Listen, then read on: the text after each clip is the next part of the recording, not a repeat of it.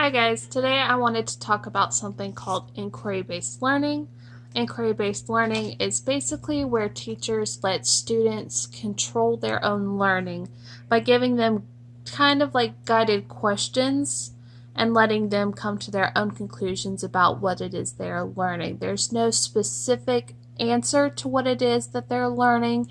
There's no specific way to learn it. All it is that the teacher is trying to help the students get there, and they're more so leading them down the right path than just giving them the answer. So inquiry-based learning emerged in the 1960s during the discovery learning movement. This type of learning developed from the constructivist movement, therefore it's loosely based on the teachings of Piaget, Dewey, and Vygotsky. Joseph Schwab was the one who called for inquiry in the classrooms, and in 1971, Marshall Heron developed the Heron scale to test the level of inquiry in an exercise. The purpose of using inquiry-based models in schools was to offer students an alternative to traditional teaching methods. So traditional teaching methods are where a teacher will just lecture the students and they'll try to retain as much of that information as they could. So this was kind of the exact opposite, where the student is the one who's starting to do the learning and the teacher is just guiding them down the right path.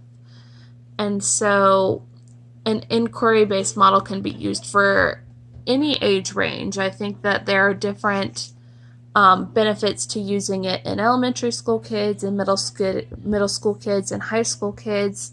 I think that the younger kids can often naturally ask a lot of questions and try to lead themselves down that path. But I do think that they're going to need a little more help from the teachers until they're able to use their skills on their own. I think with high school kids, they're able to understand the topics in a deeper manner than they would if they were in elementary school. They were able to really dig in there and find that information and really retain it. And I think middle school is somewhere in between, where some of them may still need some of the more guidance from the teacher, some of them may need less and are able to do things on their own. Either way, the whole point of it all is that students are the one finding the answers for themselves. And so this type of model encourages students to be inquirers, independent thinkers, and active agents in their learning. It's very much a student-led type of learning where students are in control of what it is that they know. And so it's a great model for teachers to use because it puts students in charge of their learning. And so if they're in charge of their learning, they're more likely to retain it, and they're going to feel more responsible for themselves in that sense. They're going to feel like, yes, this is my learning and I'm really taking control of it, and they're going to take a lot of ownership of it. But the problematic aspect of that is that obviously all of your students are going to be on different pages. And so you as the teacher need to be able to plan things so that all of you are on the same page in the end of it, even if they are taking some agency in what it is that they're learning. They're still going to learn you still want them to learn all the same things at the end so that you can build on that foundation for the next piece of topic.